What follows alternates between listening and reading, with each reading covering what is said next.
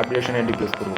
তো নিচে আসলে আমরা এখান থেকে আপডেশন এন্ট্রি প্লেস করবো, এখানে আপে এন্ট্রি প্লেস করে দিই, এখানে থাকার কোনো দরকারই নেই। নিচে আসলে আপে এন্ট্রি প্লেস, আরও 2টা এন্ট্রি প্লেস করি, এটা আপে থাকবে।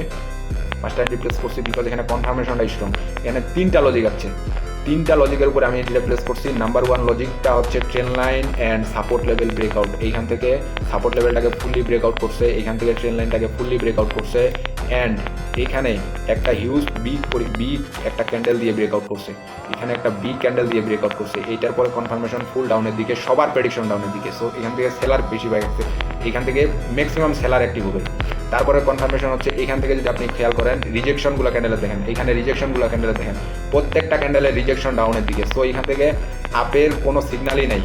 এখান থেকে যদি আপনি রিজেকশনগুলো খেয়াল করেন প্রত্যেকটা ক্যান্ডেলের রিজেকশন ডাউনের দিকে, এদিক দিয়ে ডাউনের দিকে rejection, and train line support level সম্পূর্ণ ব্রেকআউট করছে স্ট্রং একটা ক্যান্ডেল দিয়ে। তো এটাই হচ্ছে ট্র্যাপ।